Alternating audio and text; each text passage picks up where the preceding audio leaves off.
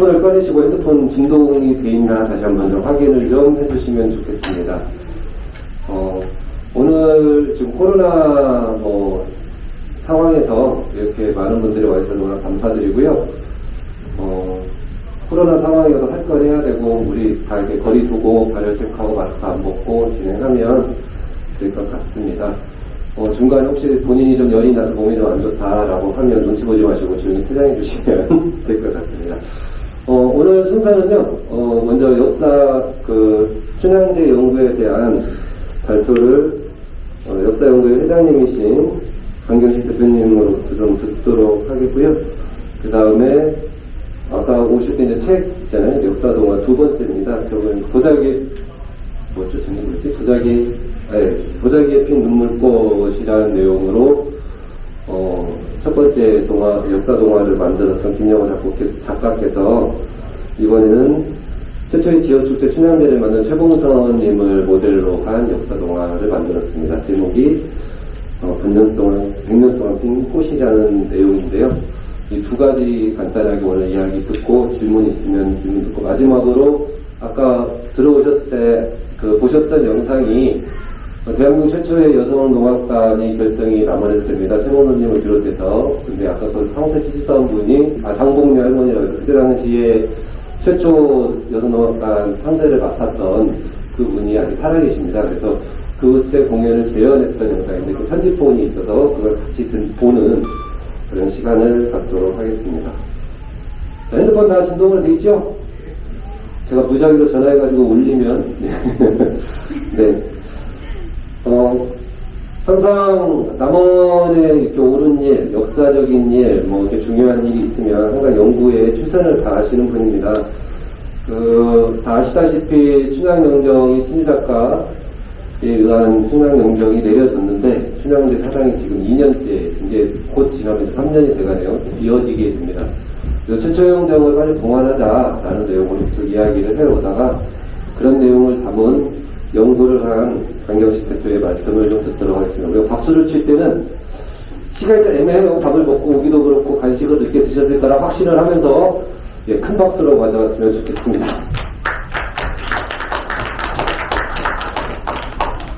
반갑습니다. 오늘 날씨가 추울 줄 알았더니 날씨가 좀 포근해가지고 다행히도 또 코로나 정국에 이렇게 와주셔서 대단히 감사하고 힘이 납니다. 역사연구회 회장을 맡고 있는 강경식입니다.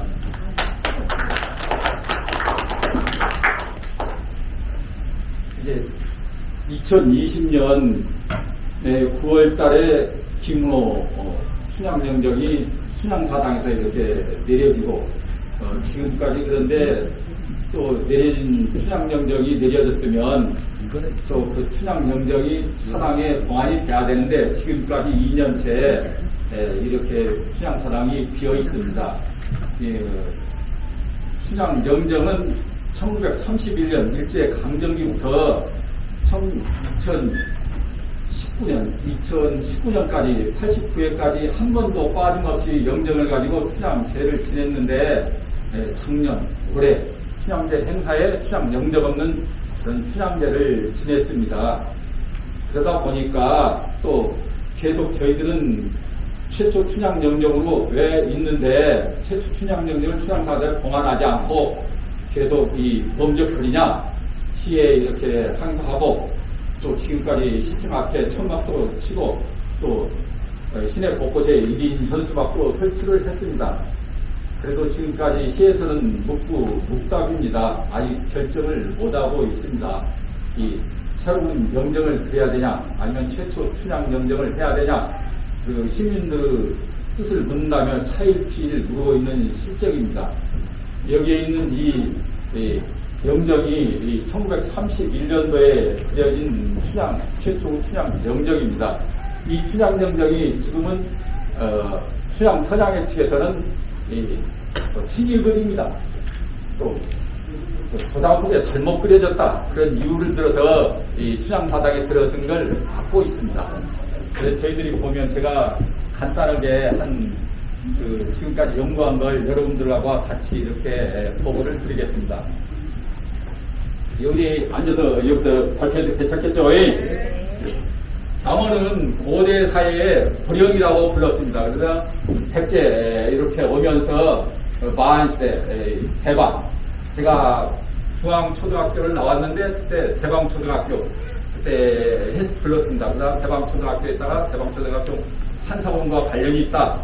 내가 이제 중앙으로 바뀌었는데 그러다가 통일신라 때 오소경이 되면서 남원으로 이렇게 명칭이 또 조선시대 때는 남원부 그러다가 영조 12년에 일신년으로 이렇게 바뀝니다. 일신년 바뀌게 된 건 남원 사람이 그 영모를 꾸몄다 해가지고 한 영조 26년까지 한 11년 동안 일신년으로 일신년이란 그 현중에서 전국에 360개 현중에서 있는데 제일 밑에 원래는 영조가 남원을 없애버리려고 했는데 그렇게까지는 안 하고 일신년으로 이렇게 바뀌는 과정에서 6년 전에 남원에 무슨 사건이 있었냐면 만복사의 폐서 사건이 납니다. 만복사 폐서 사건은 영조가 즉위하면서 2인자 난이 일어났는데 영조 앞에 경조원이 있었습니다. 경조원자 설원이 앞세워서 이렇게 등극한 왕인데 영조를 이렇게 추대하면서 경종이 갑자기 죽습니다. 경종이 죽으면서 갑자기 노론이 세력들이 영조를 앞세워가지고 왕으로 추대하는데 이 인자가 영조를 왕으로 추대하기 위해서 경종을 복살했다. 그런 내용에 보니까 만복사에 무슨 내용이냐면 이제 조선은 왕조 운명을 다 했다. 새 왕조가 돼야 된다. 만복사에 그런 폐서 사건이 일어났는데 영조는 그 관련된 사람들을 다 처형하고 만복사를 폐차를 시킵니다. 6년 후에 이제 이렇게 영모 사건과 관련이 돼가지고 남원을 이제 일신년으로 하는데 남원은 이렇게 유림하고 깊은 관계가 깊습니다. 남원이 2조 한 500년 동안 과거 급제한 사람이 한 81명 되는데 전라도에서 제일 많은 과거 급제자를 이렇게 만들어냅니다. 그러다 보니까 이제 남원서 이렇게 남원을 사대부지만 조선왕조를 지키겠다는 사람, 또 조선왕조가 운명을 다해 같은 게 새로운 나라를 만들어야겠다는 그 두 세력이 이렇게 만들어지는데 그 두 세력이 만들어지게 되는 결정적인 원인은 정유재한테 남원성 전투 그 계기를 기점으로 했습니다. 정유재라는 1957년 남원성 전투에서 명나라군 3,000, 조선군 1,000명, 남원시 100석, 남원민 6,000명이 만명인 일본군 6,000명하고 싸우다가 장렬하게 남원성에서 전사를 합니다. 옥세를 하죠. 이 전쟁이 끝나고 나서 명나라는 이렇게 청나라로 이렇게 바뀝니다. 그리고 일본도 이 정권이 도요토미 히데요시에서 도쿠가와 이에야스 이렇게 체제로 바뀌는데 이 조선만 이렇게 이제 조선 왕조만 이렇게 쭉 이어지는데 조선도 이제 새로운 세력이 싹트는데 그게 남원서 이렇게 일어납니다. 그 기점이 되는 게 바로 일신년으로 되는 것들. 지금 이제 남원에서는 그런 것들이 잘 알려지지 않고 있는데 남원에서 우리 최근에도 이제 선거를 보면 여기 남원 지역만 특이합니다. 이렇게 민주당에서도 됐다가 무소속이 됐다가 진보당이 됐다가 그게 해방 후에도 또 1960년도에 사회운동가 일어나면서 그때 선거할 때도 혁신 세력들이 이렇게 의회에 진출하고 특이한 현상을 지금까지 보여왔습니다. 그런 것들이 다 있었는데 이제 정조 때는 이서우 관찰사라는 사람이 와가지고 수제에 보면 호두산이 있습니다. 호두산을 견두산으로 이렇게 바꿔요. 원래는 이 호두산이 완복돼 밤째 이렇게 힘차게 내려오는데 호두산의 기운이 남원을 이렇게 해가지고 새로운 왕조를 만들 수 있는 터가 호두산이다. 그런데 이서우가 풍수지리에 능한 사람이라서 그런 기운을 늘리기 위해서 호두산을 견두산으로 바꾸고 그 호석을 수지 고평리에 하나 두고 강화도에 가면 지금 호석이 있습니다. 호석을 걷다 견두산을 바라보게끔 이 길을 누르게 했었는데 그 호석을 설치하고 견도를 바꿨더니 남원에 불이 자주 나고 호두산에서 호랑이가 사람을 해쳤다. 그런 게 이제 없어졌다. 그런 전설이 지금까지 내려오고 있는데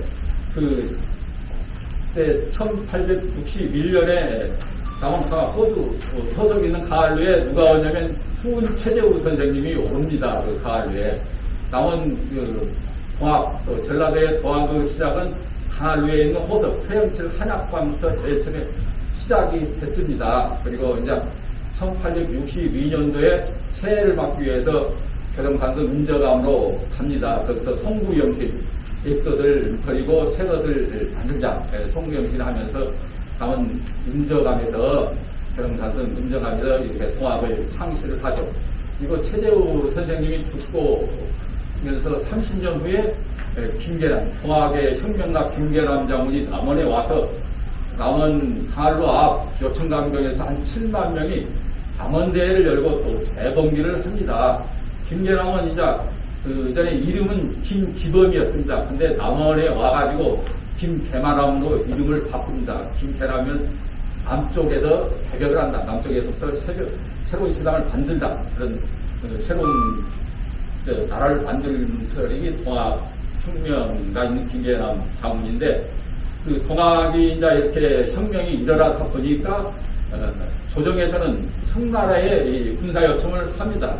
군사 요청을 하자 또 일본은 텐진주, 그 전에 텐진 조약에서 자동적으로 이제 조선을 침략하기 위해서 호시탐탐 노리고 있었는데, 일본군이 이렇게 쳐들어오죠. 일본군이 쳐들어오면서 경주궁을 점령하고 왕을 인질로 삼아서 청일전쟁을 일으키고 조일전쟁이 일어나는데, 일본이 모두 승리하면서 조선에서 사법권이나 외교권을 다 박탈합니다.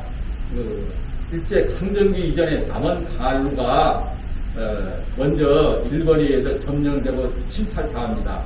이 남원 가을루 같은 경우에는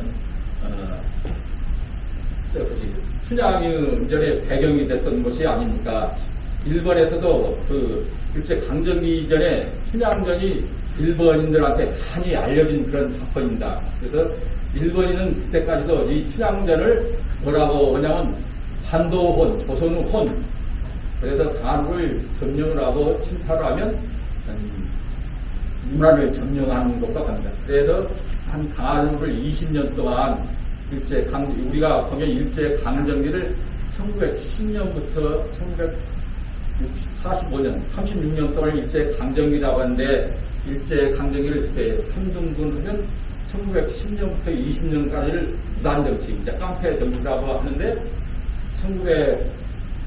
1919년도에 3.1 운동이 일어납니다. 그 무단정치를 깡패제로. 그래서 그 깡패 정치에 올란 일본이 이제 1920년부터 1930년까지 문화정치를 시작해요. 이 문화정치를 이제 일본에 협조하는 사람들은 당근을 주고, 일본에 협조하지 않은 사람은 착취질을 해요. 이 친화가 김으로 같은 경우에도 1919년 3월 1일 날 이 3.1 운동에 참여를 해갖고 한 5골을 한 6개월 동안 치러요. 그래서 이제 해방이 되면서도 3.1 민족상도 받고 그러는데, 이 김은호도 1902 문화정치 기간 동안에 친일로 변절을 합니다. 일본으로 유학 가서 그림을 배워보고, 그리고 1937년도에 금차 폭락과는 아주 일본 친일 대표적인 그런 작품을 만들고, 그런데 이제 그 문화정치 기간 동안 일본이 자신감을 얻은 일본이 1930년도부터 1945년까지 이제 민족 말살 정치를 펼칩니다. 그 기간 동안에 이제 보면 창씨를 개명한다든가 대선일체는 뭐냐면 일본도 일본이고 조선도 일본 거다. 조선과 일본은 하나다. 그런 대선일체를 가장 강력하게 펼쳤던 사람이 제7대 총독 이남희 기록. 지금 요즘 보면 가야 지문 삭제해가지고 하는 게 이제 저희 춘향영령 같이 하고 있는데, 그때 미남이 총독이 1939년도에 그 3월달에 인나비를 도령에다 세워요. 그러면서 그때 또 바로 뭐가 들어오냐면 이 김로 친일 그림이 1939년도에 그때 4월 8일날, 임력 4월 8일날 그 춘향사당을 점령하고, 또 1939년도에 부여 신국이 생깁니다. 부여 신국은 우리 조선에서 제일 큰 신국이 경성 신국, 한양에 있는 건데, 거기에는 여의도 2배, 그보다 더 큰 어마어마한 신궁을 부여에다 만들려고 그랬어요. 1939년도에. 근데 그게 이제 일본이 패망할 때까지 만들질 못합니다. 우리 보면 그 조선 신궁에는 거기는 누구를 모시냐면 메이지 천황하고 아마 천조 대신 그 두 신을 모시는데 부여 신궁에는 이제 조선과 관련된 그런 신을 모시려고 그랬어요. 신궁왕후가 이제 이렇게 보면 그 1390년도에 96년도에 이렇게 69년도인가 이 임나일본부 조선을 점령했다, 조선을 만들었다 하는 그런 이 여성 왕인데 사실은 이게 가야 부여 이렇게 부여 사람이 이 부여에서 이게 백제에서 일본으로 가서 야마토이를 건설한 사람이 신궁 황후입니다. 그 황후 부여 신궁을 만들고 또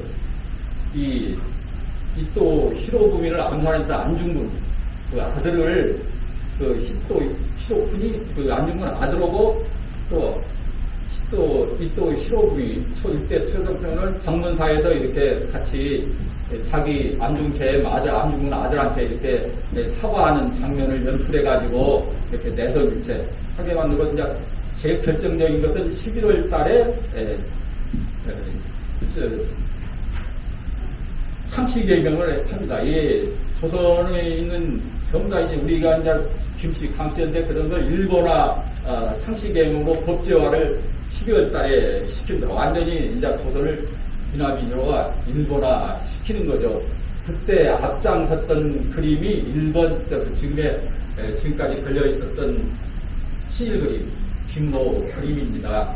지금 이렇게 보면 김로 그림을 김로는 친일을 했지만 작품성은 모나리 작품이고 우수하다 그렇게 말하는 분이 있습니다. 그 말은 이화종은 나라를 팔아먹었지만 조선을 찰싸게 했으니까 애국자다 그런 소리하고 똑같습니다. 또 지금 보면 이 시내 곳곳에 지금 이렇게 보니까 철거되어 있는데 무슨 현수막이 현황에 뒤에서 걸어놨지만 친일로 내려진 그림 혹시 친일로 돌아올 수 없다 그런 현수막들 보셨는지 모르겠어요. 그런 현수막들이 걸렸는데 그 말은 이런 말하고 똑같습니다. 윤동주가 이제 일본에 가서 유학을 시도 쓰고 그러는데 일본에 이제 그 발각이 돼가지고 민족시를 쓰는 게 일본에 이제 고문파에서 그 황국도가 죽는데 윤동주가 창씨개명을 한다. 그런 창씨개명한 것을 친일과 똑같다. 그런 친일파다. 그런 것과 똑같은 예입니다.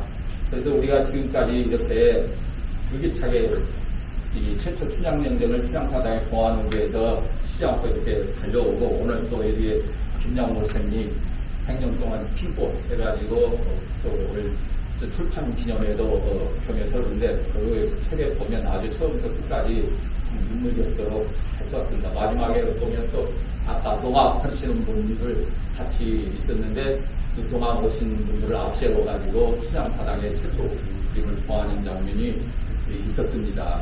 이렇게 우리 여기 최초 춘향 영정에 보면 이게 공중에 있는 모습이에요. 신발 보면 이게 이제 좀 깔판식으로 돼 있는데 그 깔판이 이 공중에 있는 모습을 그리기 위해서 깔판도 이게 보여요. 이게 이제 좀 얼굴은 정면을 바라보는 게 아니라 좀 밑에 공중에 있다 보니까 밑에 이렇게 내려다보는 거고 여기 보면 이제 기생의 모습을 그렸다고 이제 이 속치마가 보이고 이렇게 오른손이 들어올리고 그래서 치마를 들고 올려서 기생이다. 근데 사실 춘향이는 태생적으로 어머님이 원래로 기생입니다. 태생적으로 기생일 수밖에 없습니다. 그리고 이 춘향 치마에 보면 그 기풀이자 쌍입자가 무수히 새겨져 있습니다. 이렇게 지금은 잘 안 보이는데 자세히 보면 그것은 뭘 뜻하냐면 대한독립 만세 이게 광복 1965년도에 최봉선 그 선생님은 조선일보에서 의사부인으로 그랬다고 그렇게 증언을 했습니다. 이 의사부인으로 그런 건 일제 강점기 때는 그 의사는 그 평론을 추천한가 아닙니까? 그 탐방우리가 누구겠습니까? 일제의 관원들이나 일제를 말한 겁니다. 또 그 모습 배치를 보면 지금 옷은 밑에는 파란 것, 위에는 빨간, 태동 문양하고 같습니다. 그때 이 옷에도 항일 정신을 담아냈습니다. 그리고 이 손에 보면 그 일편단심, 그 옥주환이 있습니다. 이도령을 만났을 때 그렇지 말자고 이도령한테 옥주환이 주고 이도령은 그 도움을 주고 해서 이렇게 일편단심을 상징하는 옥주환이 있고, 이 춘향정정에는 다 춘향 정신이 다 있습니다. 춘향 정신에는 세 가지가 있는데 평등정신, 저항정신. 평등정신은 기생에서 어사 부의된 부의자가 신분 타파. 저항정신은 일제 강점기의 이 태동 문양을 그려서 일제에 대항하는 것. 그리고 이 춘향정정은 최초 춘향정정으로서 그동안 구전으로 판소로 이렇게 내놓은 것을 영정을 만들어서 이렇게 실존화 시켰습니다. 춘향정정을. 그러니까 최초로 실존화 시킨 사람이 최봉석이 춘향정정이고, 또 춘향정정은 원주인이 이게 최초 춘향정정이고, 1931년도 6월 20일, 5월 5일날 춘향제가 됐는데, 그때 춘향제가 됐고 2달 후에 진주에서 진주제를 지냅니다. 진주제는 수백 년 동안 내려온 건데 일제 강점기가 되면서 단절이 됐어요. 항일정신이 있다고 해서. 그런데 이 춘향제를 기점으로 해서 춘향제도 이렇게 부활을 합니다. 그리고 1년 후에는 또 이수신 장군 봉안제가 열립니다. 이 춘향제가 그때 당시에 우리 민족 정신을 일깨우는데 제일 선봉이 됐던 이 춘향 제고 춘향 명정입니다. 이게 지금 이 춘향관이 있는 춘향관이 지금 그 보면 김은호 그림하고 최초 춘향을 2개 걸려 있는데 김은호 그림이 이 상전에 있어요. 그리고 김은호 그림은 막 크게 멋지게 벽에 붙여놓고 최초 춘향령은 저에게 좀 예소하게 그려놓고 아무리 그 그림을 잘 그리고 작품성이 뜨더라도 그 반민족 행위적으로 족을 팔아 먹은 사람은 앞에 상전에 단지 있을 수가 없습니다. 지금 춘향관도 어떻게 보면 친일 그런 춘향관이죠. 우리가 그것들을 하나하나 여기서 여러분들과 같이 춘향관도 바뀌어야 되고, 또 춘향사당도 최초 춘향영정에 빨리 들어가서 제자리를 찾아야 됩니다. 같이 이렇게 열심히 우리가 같이 동참할 수 있죠? 네, 소리가 같이 열심히 한번 해봅시다. 네. 네. 아까 우리 간단하고 오늘 역사연구회 발표는 이것으로 마치고, 이 자료에 보면 부족 하나만 이렇게 조금씩 기재를 하는데, 그거 보고 응답할 수 있으면 전해주십시오.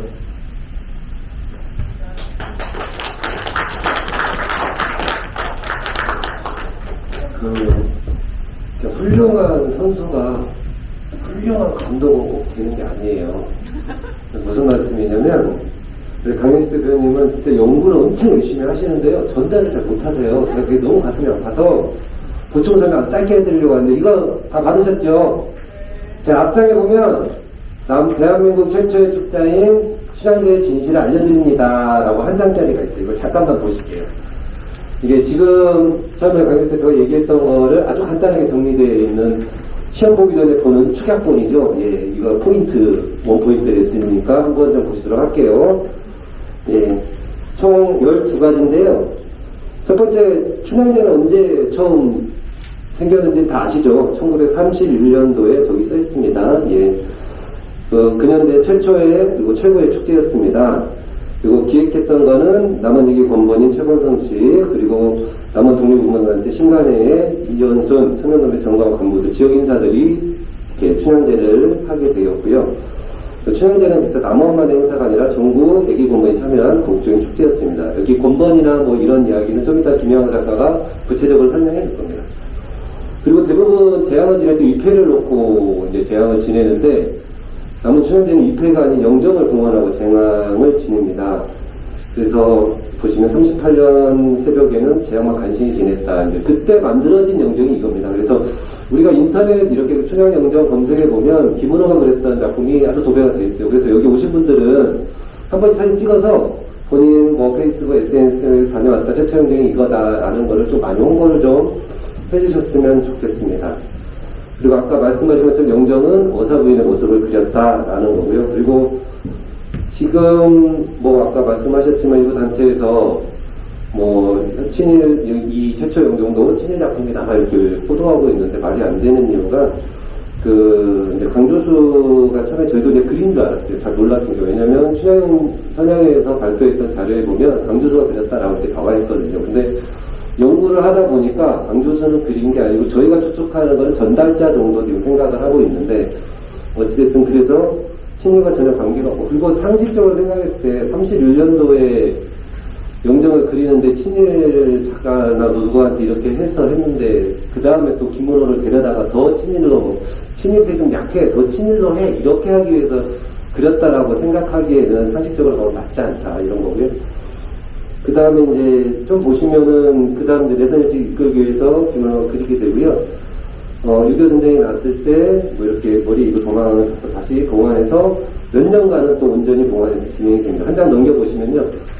아까 송영찬 이야기도 잠깐 했는데 박정희가 내각 수방에 송영찬을 시켜가지고 김문호에게 그림을 그리게 합니다. 송영찬에 대한 이야기는 조금 이따 할 텐데요.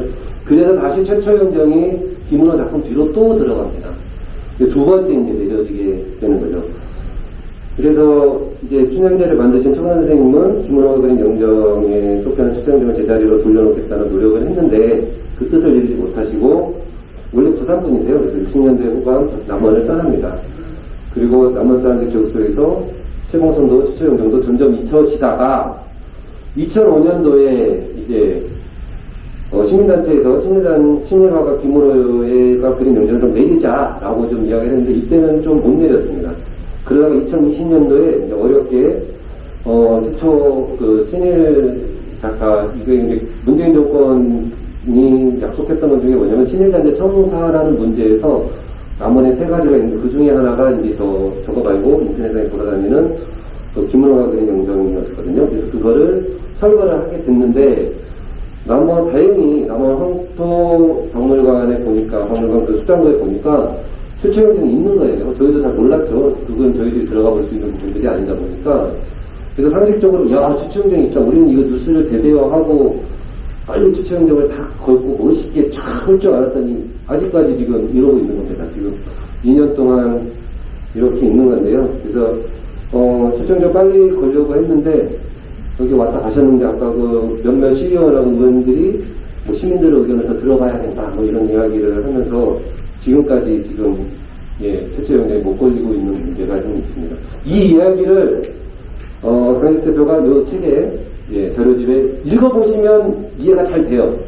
글로는 잘 설명을 하시는데 이게 전달을 조금 제가 안타까워요.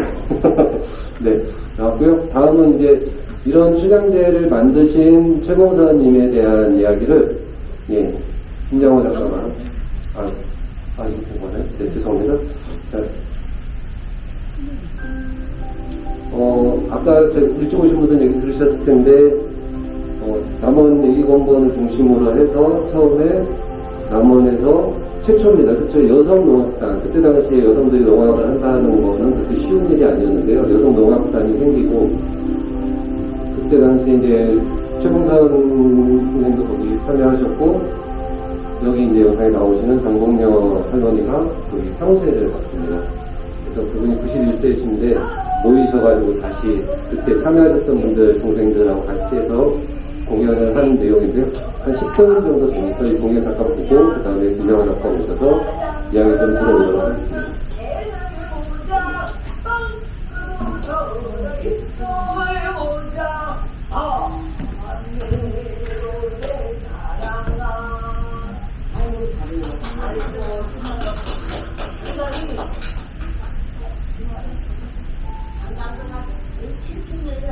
근데 그날 저절로 나오잖아요.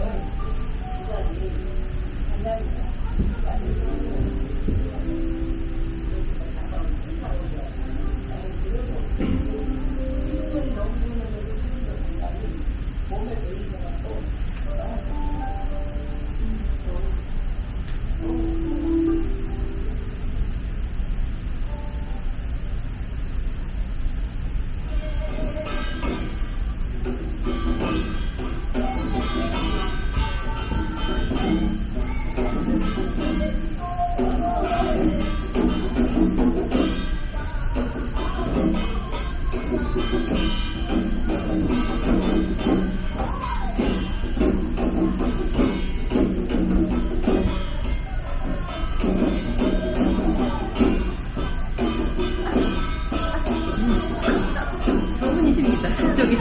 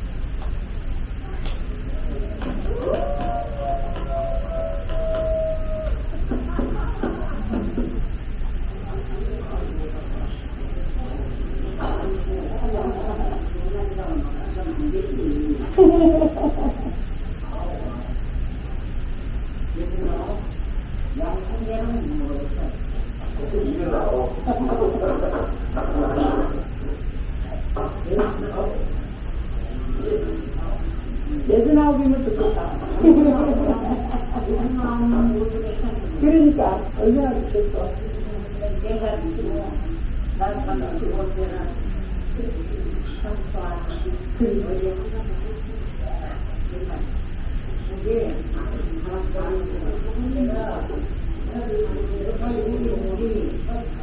우리 사람들을 만나가지고 생기가거든.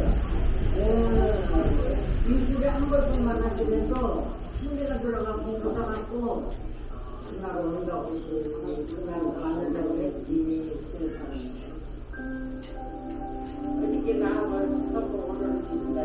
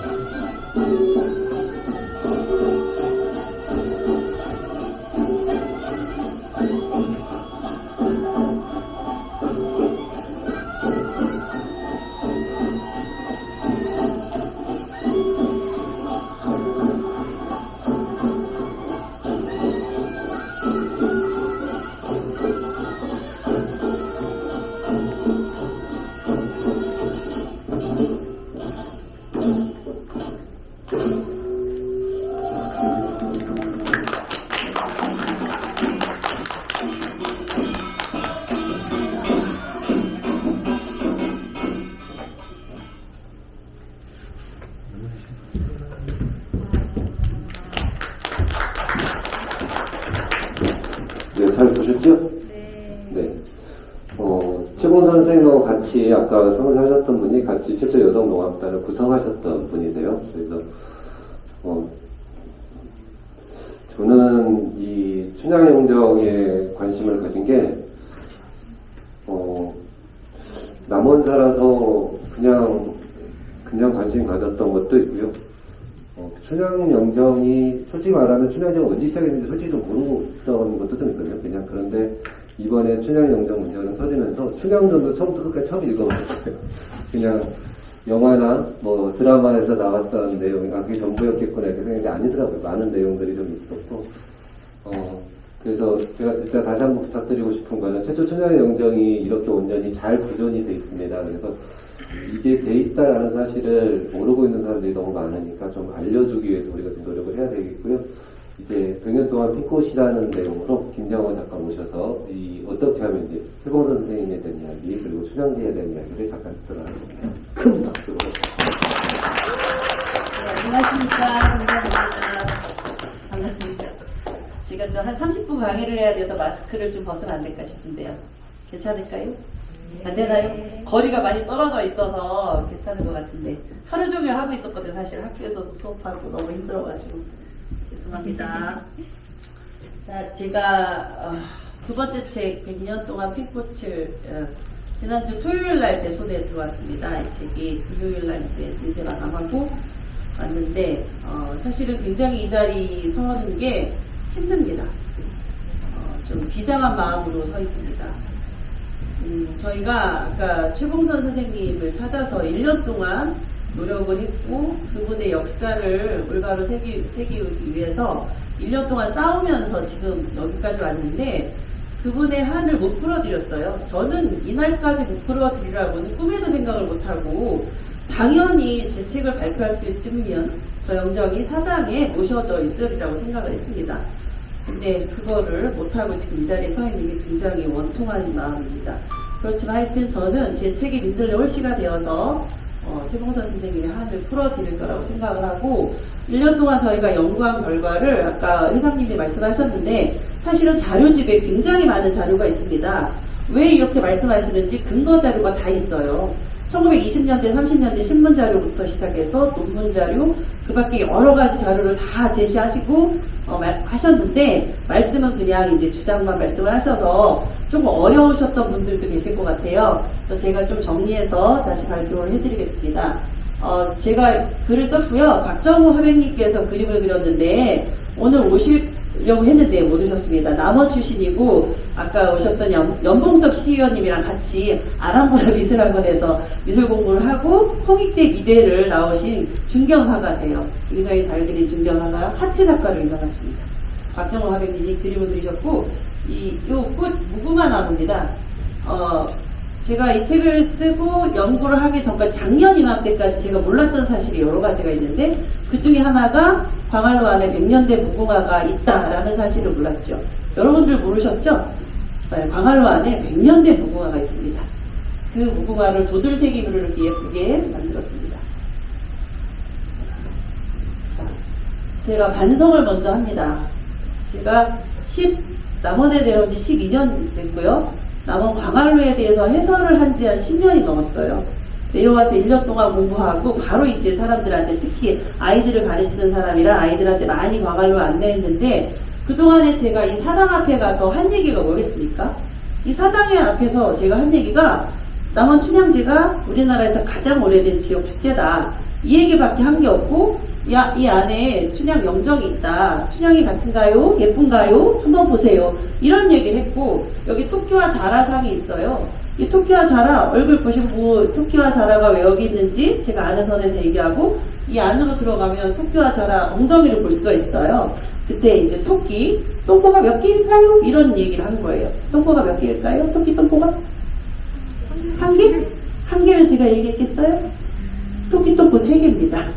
왜 3개인지 수군가, 판소리 수군가에 나옵니다. 나중에 얘기 드리고. 하여튼 저는 이렇게 작년 한 중순까지 이런 식으로밖에 춘향사당에서 이야기를 하지 못했어요. 정말 어이없는 일이었습니다. 알고 보니. 자, 저희가 올 3월 8일 세계 여성의 날 작은 변화 포럼이라는 시민단체 연합이 있습니다. 남원에는 17개 연합체인데 그 연합회에서 3월 8일 세계 여성의 날을 기념해서 남원의 여성인물 하나를 기려보자. 누구를 할까? 요즘 계속 춘향 영정 얘기하면서 최봉선 선생님 얘기를 하는데, 춘향대 만드신 최봉선 선생님 얘기를 하는데 그분을 기려보자 해서 이렇게 최봉선 선생님의 실물 사진입니다. 1931년 신문에 난 사진이에요. 이렇게.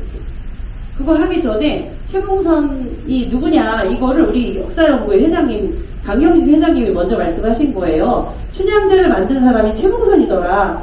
이현순밖에 그동안에 기록이 없었는데 알고 보니 최봉선이더라, 이 얘기를 하신 거예요, 회장님이.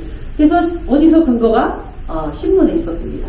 1931년도 신문에 보니까 요 사당과 최봉선이 딱 나와갖고 춘향제를 만든 분이 남자들이 아니었어요. 남자들도 같이 하긴 했죠. 근데 가장 앞장서서 가장 열심히 한 게 바로 최봉선이었다. 이 얘기를 우리 강경식 회장님이 처음 하십니다. 근거는 또 있어요. 춘향제 60년사, 춘향문화천향회에서 발간한 춘향제 60년사에도 그게 나와 있어요. 그런데 남원시 홈페이지, 춘향제조위원회, 리플렛, 자료, 그 어디에도 최봉선이라는 이름은 하나도 없었어요. 그러니까 저 같은 해설사들이 몰랐던 거예요. 네, 그래서 저희는 최봉선 여사에 대해서 아시는 분들의 제보를 기다립니다. 프레임카드를 이렇게 해서 곳곳에 붙였습니다. 그러면서 찾게 된 분이 아까 91세 상세, 대한민국 최초의 여성농악당 상세였던 장봉리 할머니를 만나게 된 겁니다. 이 프레임카드 덕분에. 그리고 교차로에도 냈죠. 자, 그리고 이제 남원시에서는 설문조사를 합니다. 먼저 춘향 영정이 있다. 그리고 지금 이제 새로 그려야 된다. 여러 가지 의견을 가지고 설문조사를 했는데 작년 12월에 원조 영정이 있으면 그걸 봉안해야 된다는 게 12.3%가 나왔어요. 더 나왔어요. 새로 그렸가 보다. 근데 그걸 저희한테 발표를 안 하고 무응답이 많으니, 잘 모르겠다는 응답이 많으니 전문가 고증을 한번 받아봐야겠다 해서 저희도 찬성했어요. 전문가 고증 좋다. 원광대 산학협력단에 맡긴다 그러면서 전문가 고증을 이렇게 해서 용역 보고서를 냈습니다. 이 용역 보고서가 2021년 6월 달에 나왔는데요. 중간 보고서를 보고 저희는 깜짝 놀랐습니다. 중간 보고서를 보니까 이거는 춘향제 역사에 대한 보고가 아니고 김원호가 그린 그 전에 있었던 영정과 요 그림을 비교 분석해 놓은 거였어요. 작품성에 대해서. 그래서 이거는 아닌데, 그러면서 저희가 이제 다시 항의를 하면서 막 그런 싸움이 시작됐는데, 이 용역 보고서의 내용을 제가 간단하게 문제되는 것만 몇 줄 말씀을 드릴게요. 춘향제에 어떻게 했냐면, 춘향제가 어떤 거냐, 양로당의 사적 인망을 유지하고 단합을 도모하기 위한 하나의 과정이자 연장선으로 실시했다. 춘향제를. 양로당은 옛날에 이제 이현순이나 이제 남원의 여러 가지 여러 양반 가문들 아니 향리 출신들의 이런 여러 집안에서 같이 만든 어떤 단체인데요. 그 향리 출신들의 사람들의 사적인 어떤 단합이나 이런 거를 위해서 만들었다. 이런 얘기가 24쪽에 나와 있고요. 여러 가지 논문이나 뭐 이런 걸 가지고 얘기를 하는 거예요. 또 나도 춘향이처럼 팔자를 잘 타고났으면 오죽이나 좋았을까. 최봉상과 기생들의 입장에서 춘향의 정절 이미지를 자신들의 투영하고자 사당을 전립했을 것으로 추정된다. 이러면서 이것도 이제 개인적인 욕망 때문에 춘향제를 만들었다. 이렇게 나오죠. 3번. 과거 춘향사당과 춘향영정이 애초에 어떠한 목적으로 제작되었는지는 현재로서는 중요한 의미가 없다. 그래서 새로 제작해야 된다. 저는 이게 제일 마음에 안 들어요.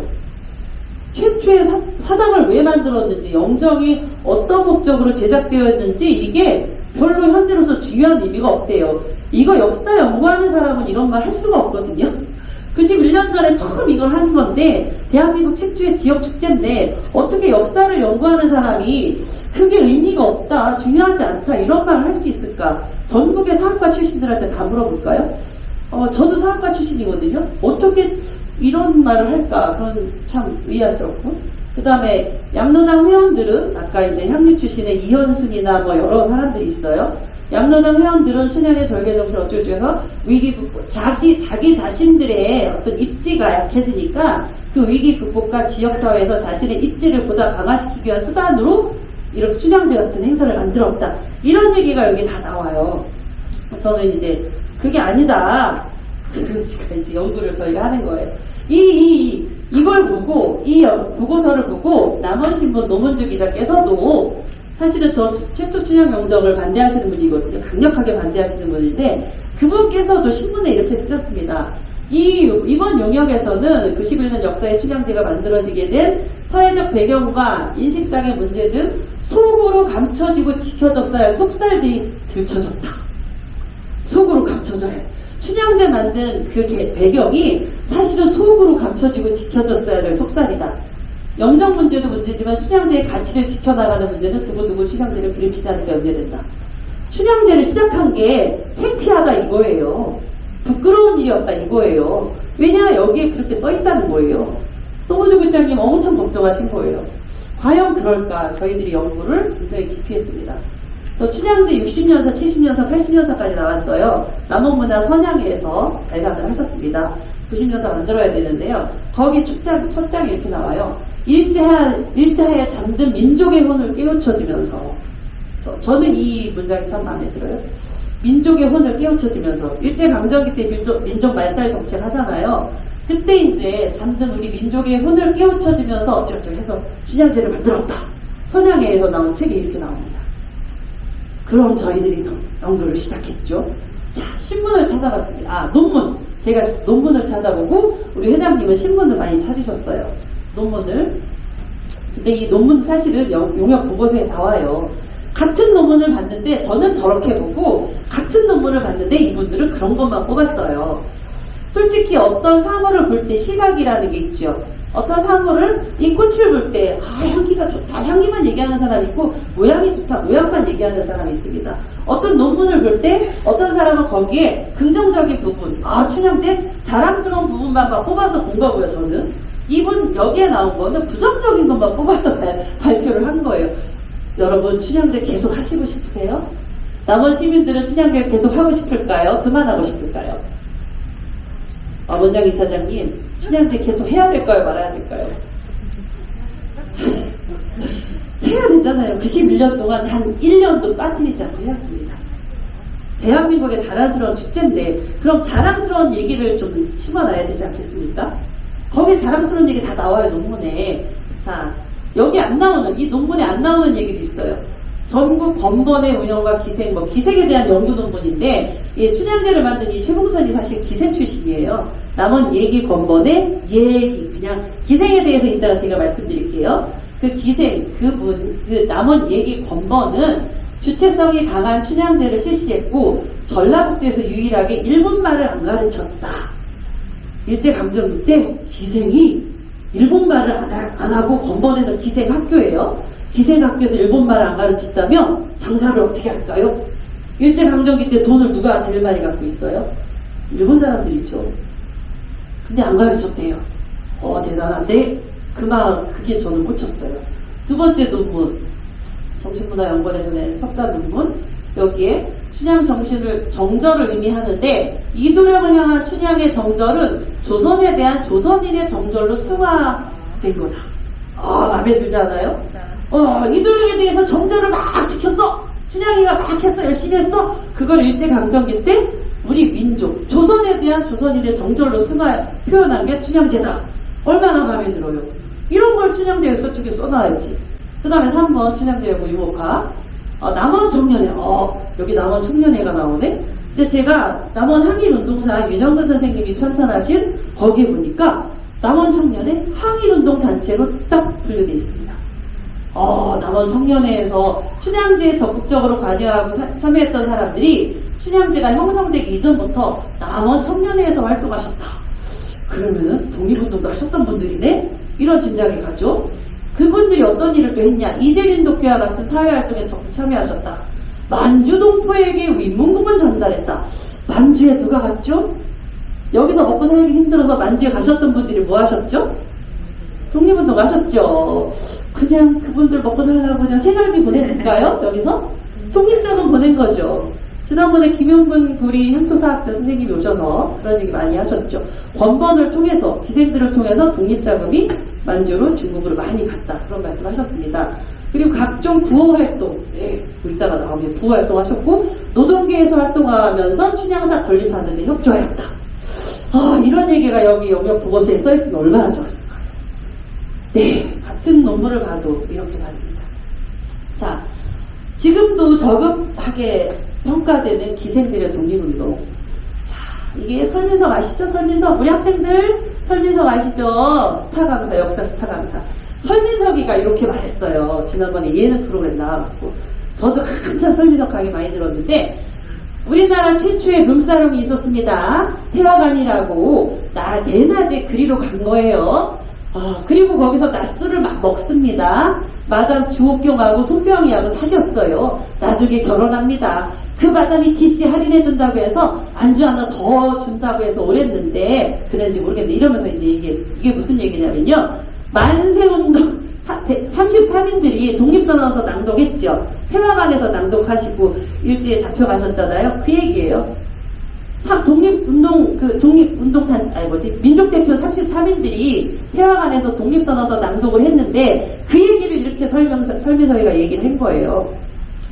기생집, 그걸 태화관을 룸사롱이라고 표현하고 주옥경하고 손병희하고 사귀다가 결혼했다. 손병희가 누구예요? 천도교 교주시죠. 주옥경은 기생 맞습니다. 기생 출신이신데 나중에 손병희 선생님하고 결혼하셨어요. 그리고 손병희 선생님이 독립운동하시는 것 뒤에서 다 뒷받침하셨던 독립운동가이시고 여성운동가세요. 검색해보시면 아주 자세히 나옵니다. 이렇게 현재 역사 강사도 기생들에 대해서 이렇게 폄하하는 거예요. 그리고 설민석 씨는 결국은 독립운동 우승가들한테 소송을 당해서 25만원에 100만원씩 위자료를 했다. 그리고 기생, 조선을 사로잡다 이 책이 있는데요. 여기 기생들이 어떤 활동을 했는지 굉장히 자세히 많이 나옵니다.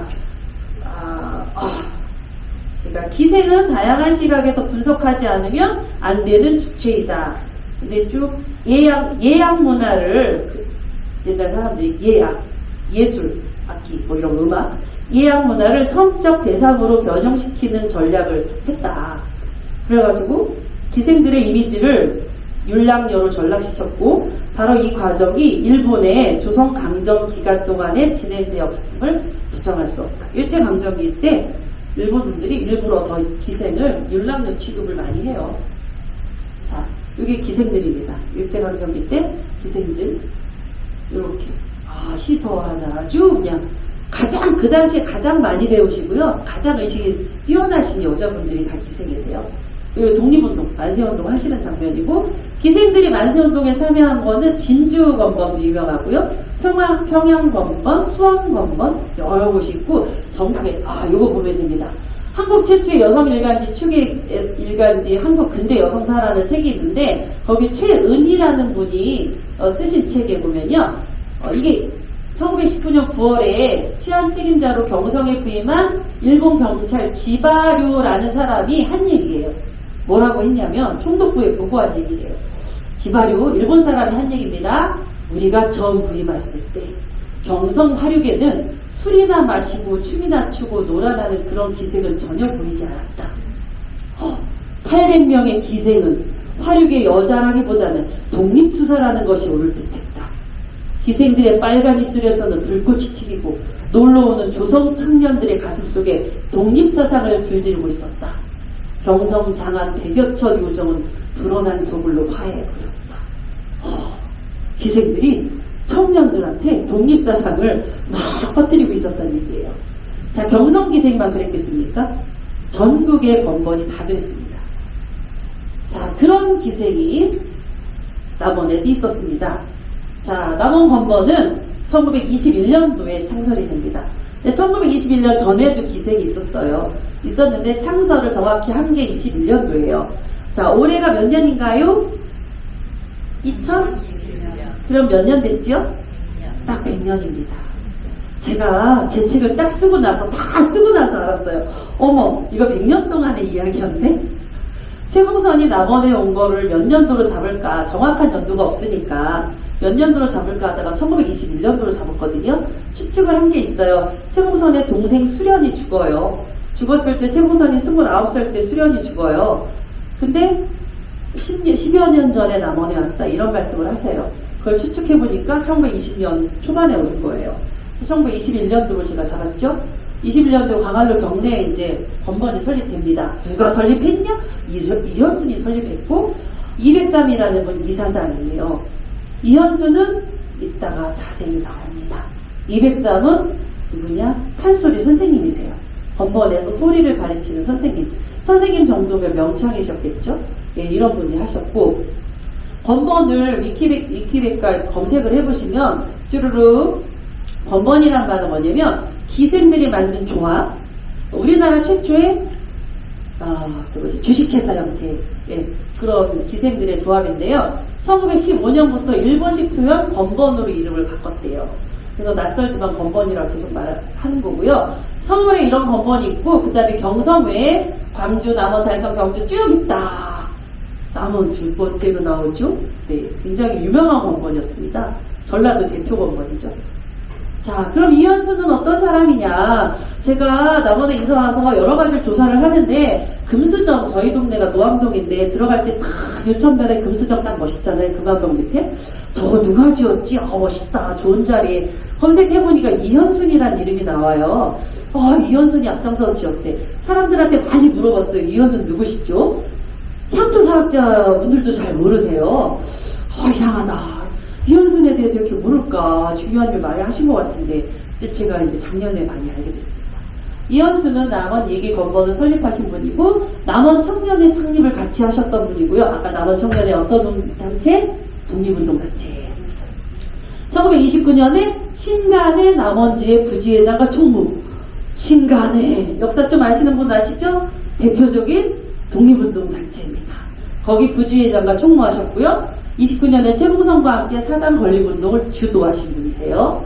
그리고 36년에 금암봉 신사 아래 금수정을 건립. 금수정 왜 건립했나?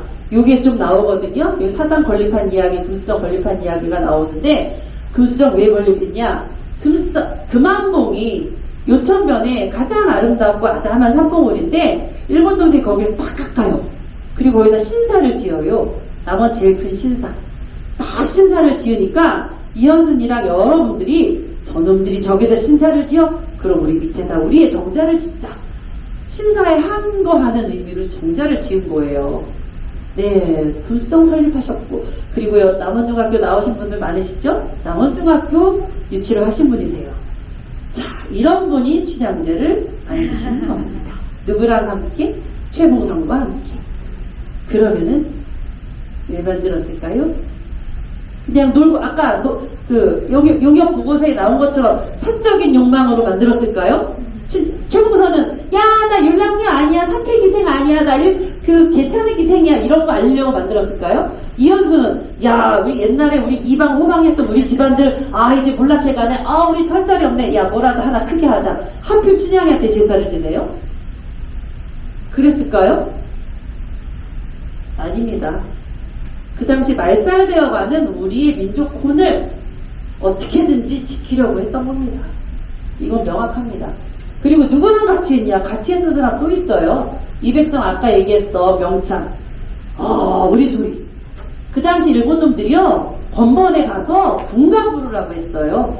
군가 부르라고 했고 일본말 배우라고 하고 일본말 가르쳐 일본말로 해라 그랬고 근데 우리 남원 번번 했어요? 안 했어요? 안 했습니다. 제 책의 그 과정을 제가 상상해서 막 썼어요. 그리고 정광화, 강봉기, 높은 집 한약방 한의사예요. 저희 아버지가 한약방 하셨고 저희 집안이 한약방 집안입니다. 저희 어렸을 때부터 제가 왜 이렇게 됐냐면 한약방에서 살아가지고 우리 걸 너무너무 좋아해요. 아주 그냥 옛날 거 우리 거 고전적인 거 이 뼈에 그냥 사무쳐 있습니다. 야 이분 당연히 그런 분이에요. 우리 거 지키려고 했던 분인 거예요. 정광호 남원청년회 회장. 남원청년회가 면 단위마다 다 생겨요. 다 읍면에 다 생겨요. 청년동맹도 생겨요. 거기 회장이세요. 남원청년회 뭐 했다? 독립운동했다. 자 이분들이 자기 사적 욕망으로 춘향제 있을까요? 참, 네. 일제강점 우리 것을 지키려던 사람이다. 저는 그렇게 생각합니다. 독립운동이라고 인정 안 하셔도 돼요. 최소한 저는 우리 것을 우리 정신을 지키려고 했던 사람이다. 이렇게 주장을 하고 싶어요. 자, 증거자료 있습니다. 자료집에 잔뜩 나와요, 증거자료. 요게 이제, 이게 뭐냐면, 불에 대화재가 났어요. 큰 화재가 났을 때, 이 신간회랑 건번이 앞장서서 이재민 돕기 행사를 했다. 이 신문 자료고, 기근민 돕기 행사도 했고, 이런 게 나왔다 하고, 네. 좋은 게 많이 했어요. 자, 그 다음에, 동아일보 남원지국이 설립이 됐는데요. 여기에 이 명단이 있어요. 동아일보 남원지국에 그 임원들 쭉 나오는데 김희일 쭉 항일학생운동 남원신간회 창단 신간회 서기장 이현수 남원청년회 신간회 총무부회장 사당 건립 이주용 남원청년회 정광호 남원청년회 회장 춘향사당 건립 이태구 남원청년회 이분들이 동아일보에 다 이렇게 이제 임원들이에요. 다 섞여 있어요. 자 여기 동학 선생님 조금 여기까지 들려요. 선생님 조금 시끄러워요. 죄송합니다. 목소리가 조금 크셔서. 자, 네, 자 보세요. 우리가 동학 하시는 분들 남원 역사연구회, 정신연구회, 생협 그리고 뭐 신문기자 다 두루두루 같이 하시죠. 예, 네, 여러 가지 같이 하시죠. 옛날 분들도 그러셨던 거예요. 여러 가지 같이 하시는 거예요. 생협에서 뭐 한다 저 물을 가죠. 동학에서 뭐 한다 우르르 가죠? 정교주에서 뭐 한다 우르르 가죠? 비슷한 사람이 여기도 가고 저기도 가고 저기도 가고 같이 했던 거예요. 그러니까 따로 생각하시면 안 돼요. 독립운동도 같이 하고 춘향사당 만들고 운동하는 것도 같이 한 거예요. 자, 그래서 남원의 독립운동을 우리 곽정호 화백께서 우리 책에 이렇게 예쁘게 그려주셨어요.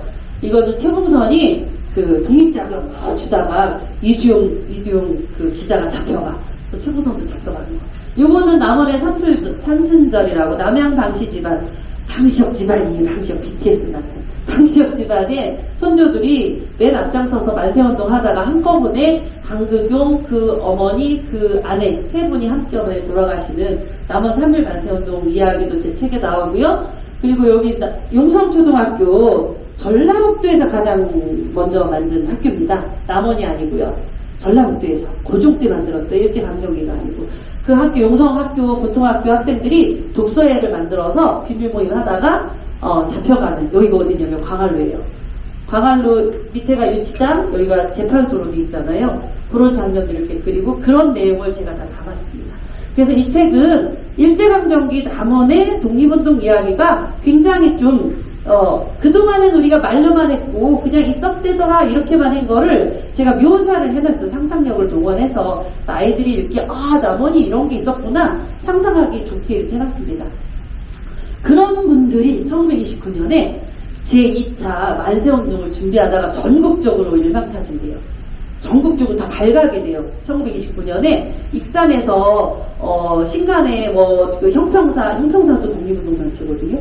다 준비해서 경문 일본 놈들한테 보내는 그 뭐 이런 거 했는데 보냈다가 발각이 돼서 다 일막타진돼요. 그리고 독립운동이 싹 사그러들어요. 못해요. 아무것도 못해요. 우리나라 안에서는 더 이상 독립운동을 할 수가 없는 시기가 되는 거예요. 그때 뭐라도 해야죠. 최봉선 선생님이 안을 냅니다. 그 당시 아까 말씀하셨지만 일본과 한국의 가장 유명한 문화 아이템이 바로 춘향전이었어요. 일본에서 영화도 만들고요. 일본 가부키 그 전통 극이 있어요. 가부키 거기에 춘향전도 했어요. 일본 가부키 형식으로 춘향전을 공연하기도 하고 별의별 거 다 했어요. 엄청 유명해진 거예요. 야, 그럼 남원에 춘향전이 남원 건데 남원이 춘향전의 고향이라는 걸 알리고 뭐 좀 합시다. 최봉선이 아이디어를 냈다고 저는 생각을 했어요. 그래서 사당을 지읍시다. 그래서 사당을 짓고 이렇게 영정을 봉안해서 그 당시까지 다 위패를 봉안했습니다. 위패. 그러니까 조선 초까지는 영정을 봉안했대요. 근데 이제 주작 아래가 쭉 나오면서 다 위패만 봉안하는 거예요. 영정은 거의 없었어요. 없던 시대에 창의성을 발휘해서 최봉선이 그 그림으로 그리자 춘향이니까. 그래서 그림을 이렇게 그려가지고 봉안을 하면서 제향을 지낸 게 춘향제의 시작이죠.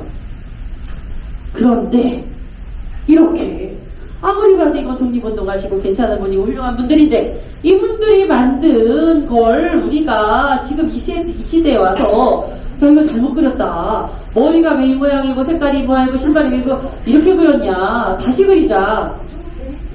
이렇게 말씀하실 수 있을까요? 감히 우리가 이렇게 할 수 있을까요? 저는 그렇게 생각해요.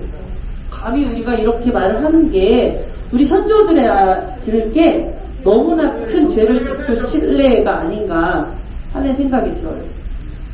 자, 그래도 제가 말씀드릴게요. 왜 이렇게 그렸을까 추측을 해볼게요. 자, 이거는 광활로 안에 춘향관이라는 춘향의 박물관, 춘향전 박물관 같은 데가 있어요. 거기에 보면은 여러 가지 춘향전에 관한 자료가 있거든요. 거기 보면 자, 쪽진머리, 이 쪽진머리입니다. 춘향이는 쪽진머리입니다. 언제 쪽을 졌을까요? 나가서 해요. 언제 쪽을 졌을까요? 첫날 밤에 쪽을 집니다. 첫날 밤 합방하고 나서 머리를 올리는 거예요. 댕기머리, 우리 고정관념, 정말 잘못된 고정관념이 김은호가 그린 그 댕기머리 춘향이 때문에 우리 고정관념이 생긴 거예요. 춘향이는 댕기머리다.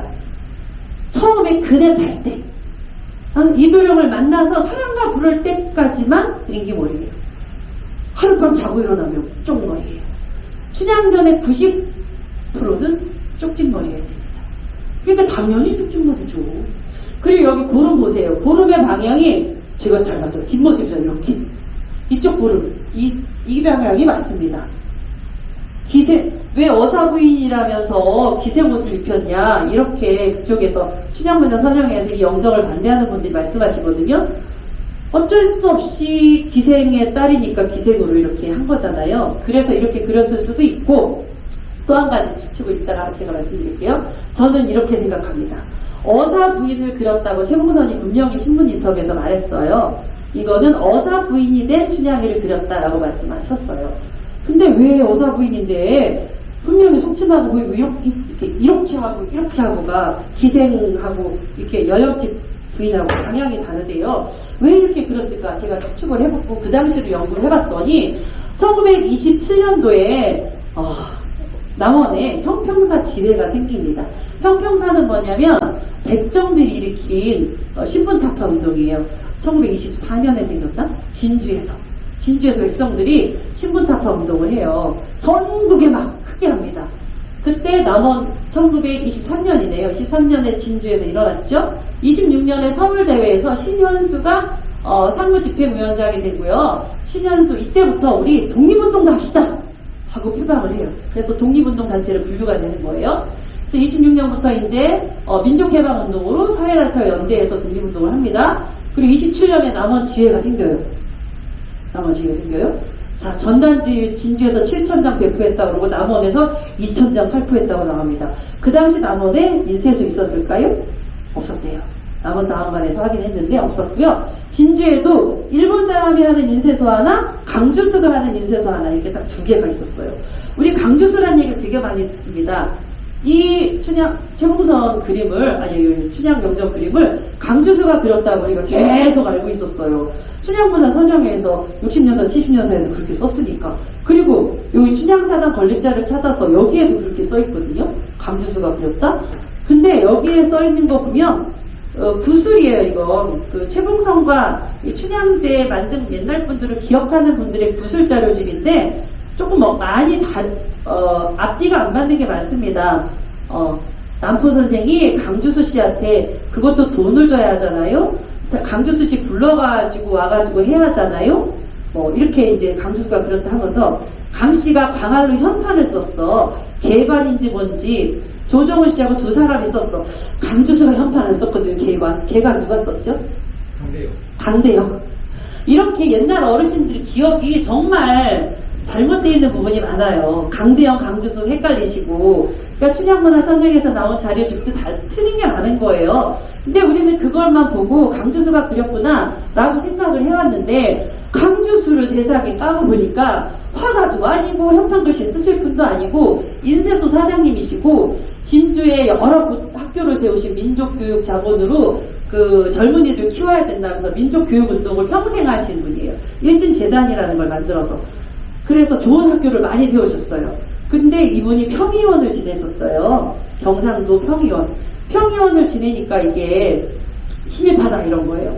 남성공론이라고 일본인이 발행한 잡지도 좀 몇 번 찍었어요, 몇 번. 근데 나머지, 그거는 몇 번 찍었고, 나머지는 다, 이런 거 찍었어요. 네. 아까 말씀드렸잖아요, 제가. 거기는 일본인이 하는 인쇄소랑 강주수 인쇄소 두 개라고. 그럼 이 전단지 일본인 인쇄소에 가서 찍었을까요? 강주수 인쇄소에 찍었죠. 다 거기서 찍은 거예요. 남원에 없어요? 거기서 찍은 거예요. 그러니까 왔다 갔다 하니까 강주수가 왔다 갔다 할 수밖에 없어요. 그러니까 강주수 이름이 흔했던 건데 알고 보니까 최봉선이 그랬어요. 66년도에.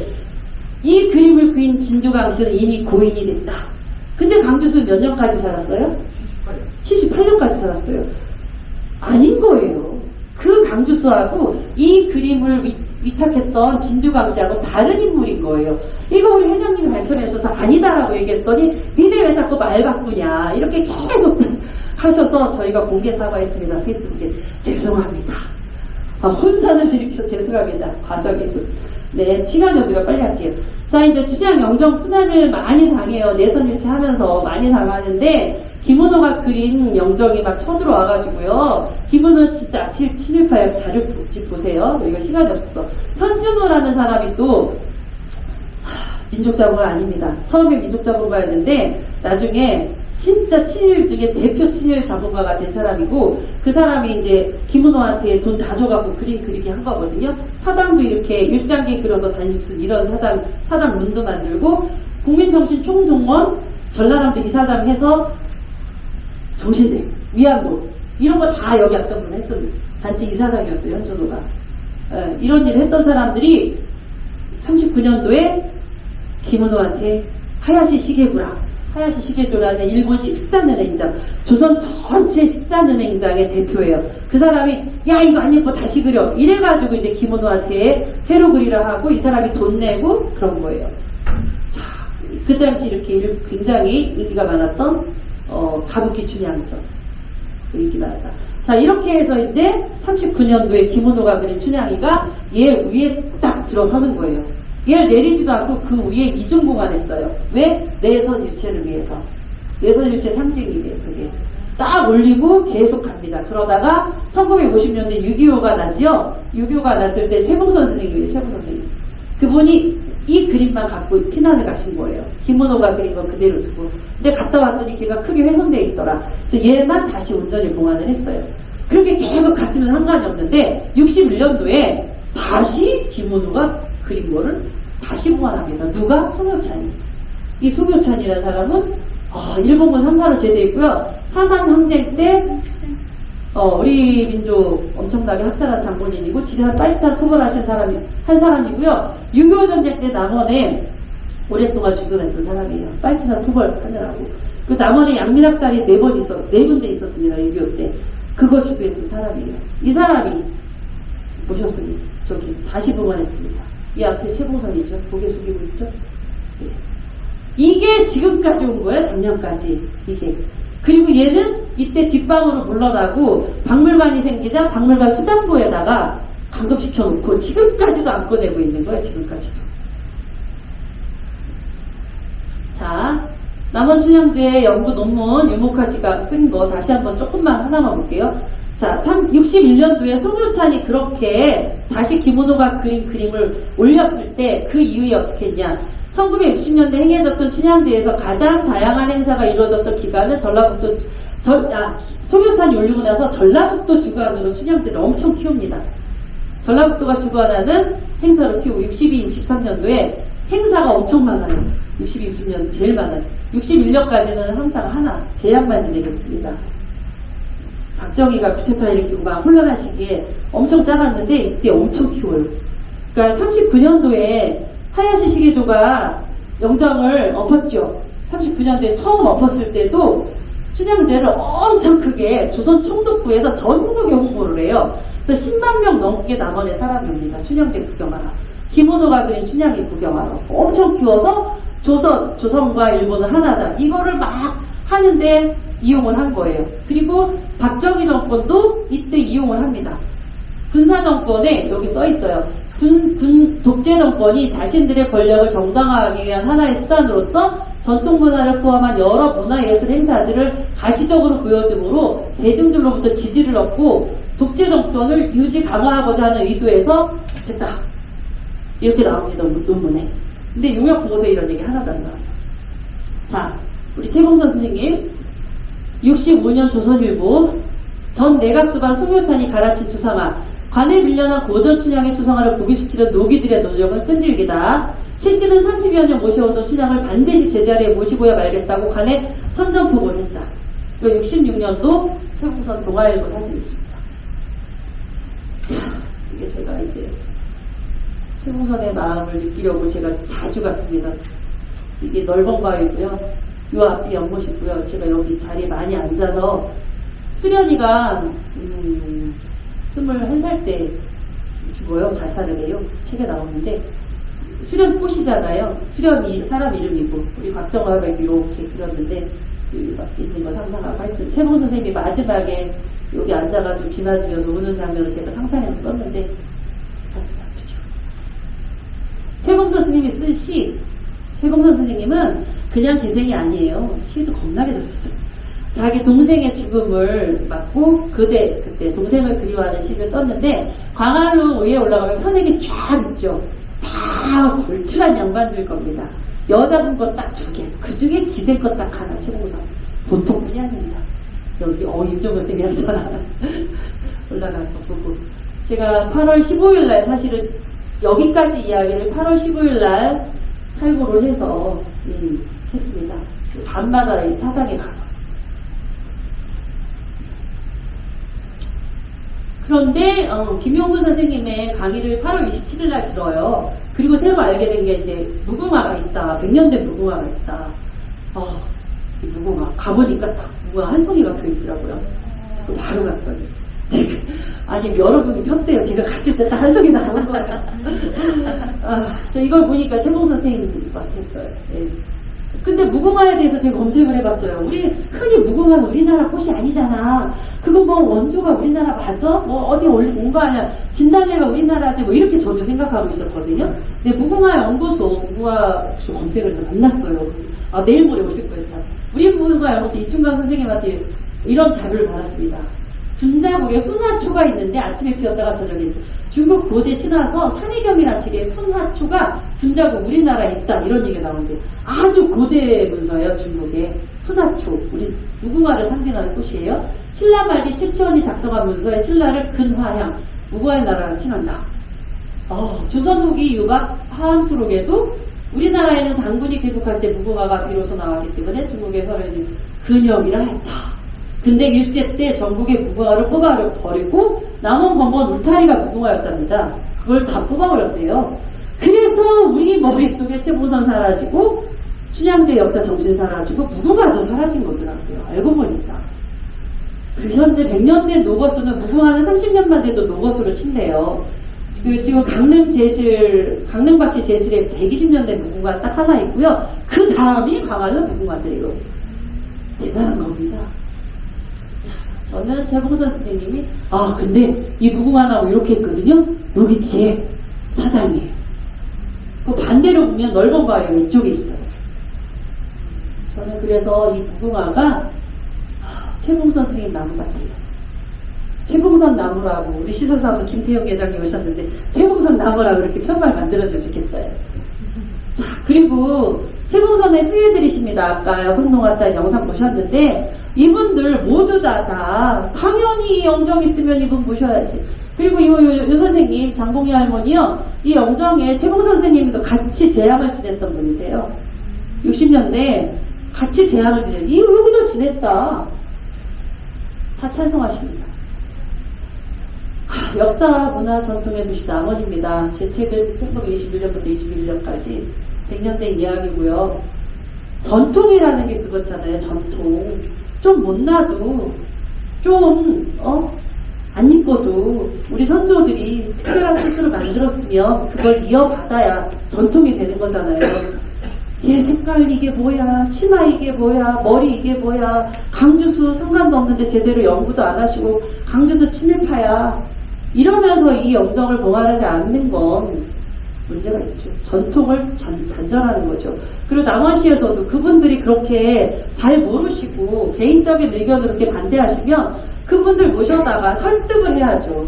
설득을 하고 제대로 된 토론자의 장을 만들어야지. 공론화위원회 한다면서 지금 몇 달을 지금 지지분이나 하고 있습니다. 그것도 그분들을 제대로 참석도 안 하시고 결국은 폭력까지 써가면서 저희들한테 정말 모습지 많이 하셨거든요. 이제는 끝내야 될 것 같습니다.